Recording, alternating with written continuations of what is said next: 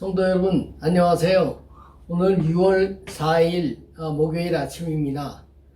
오늘 말씀은 고린도전서 2장 1절에서 16절 되겠습니다.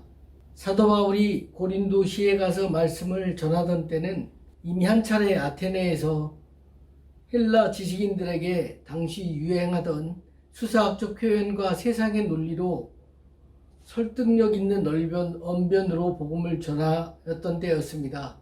하지만 지식인들의 호응을 얻지 못하고 복음이 제대로 전달되지 못하여 실패한 직후였습니다. 지친 몸과 실망스러운 마음으로 고린도시에 도착해서는 다시 한번 전도 방법을 바꾸기로 했습니다. 즉 복음을 더 이상 설득력 있고 이성적인 유창한 언변과 논리로 전하지 않고 오직 하나님만 의지하여 성령님의 나타나심과 능력에만 의지해 예수 그리스도와 그의 십자가 죽으심만을 전하기로 한 것입니다. 다시 말해서 그리스도가 누구신지, 그분이 왜 십자가에 달려 돌아가셨는지, 그리고 그 결과로 믿는 자에게 임한 하나님의 의와 부활과 영생에 대해서 단순 명료하게 전했습니다. 그러자 놀라운 일이 일어났습니다. 회당장 그리스포와 그 온 가족들이 하나님을 믿게 되었고, 그리고 또 수많은 고린도 사람들이 하나님을 믿고 세례받는 역사가 일어났습니다.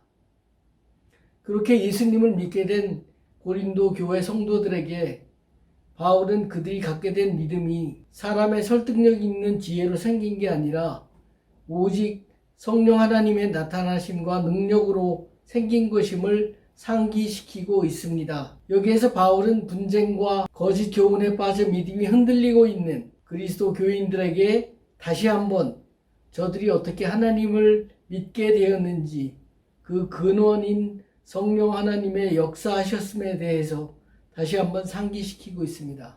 우리들 교회 성도님들, 우리도 혹시 믿지 않는 이웃들에게 복음을 전할 때 이성적이고 지식적인 논리와 미사여구를 써서 설득력 있게 저들을 구원시키려고 하지는 않고 있는지 걱정됩니다. 복음에는 그 말씀 안에 사람을 회개시키고 회심하게 하는 능력이 있습니다.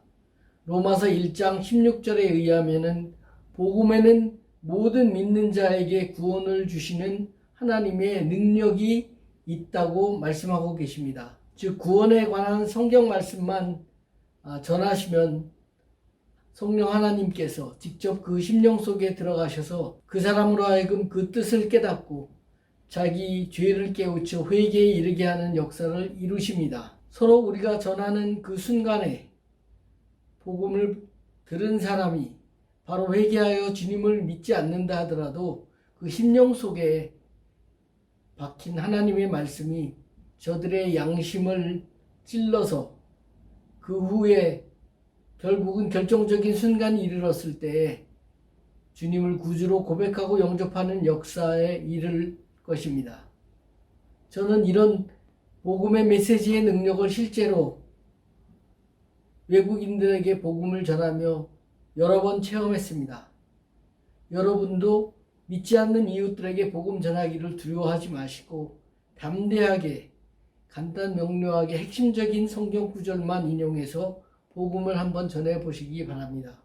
성령 하나님이 그 자리에서 역사하셔서 그 영혼을 구원하여 주실 것입니다. 하지만 때때로 이런 구원의 메시지를 듣고도 말이 안 된다며 무시하고 또 조롱하는 반응도 또는 반신반의하는 경우도 겪게 됩니다. 이것 또한 그 영혼을 향한 하나님의 뜻으로 겸손히 받아들이고 계속하여 그 영혼의 구원을 위해 기도해 주시기를 권면합니다.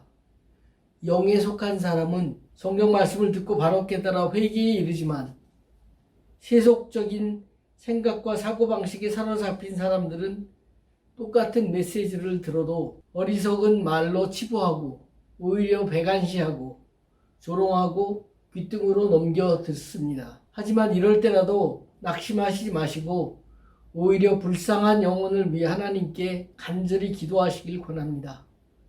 우리가 평소에 전도의 소망을 품고 기도하며 준비한 전도의 기회가 왔을 때 반드시 그 기회를 붙잡고 놓치지 말고 한 영혼에게 최선을 다해 복음을 전하여 죽어가는 영혼을 주님께로 인도하는 여러분들 다 되시길 축원합니다. 기도하시겠습니다. 주님, 올 한 해 동안 저희를 사용하여 주셔서 우리 주위에 하나님을 알지 못하여 죽어가는 심령들을 구원하는 도구로 써 주시옵소서. 예수님의 이름으로 기도드립니다. 아멘. 네, 남은 한 주도 주님 은혜 가운데에서 영혼을 구원하며 하나님의 명령에 순종하시는 성도님들 다 되시길 축원합니다.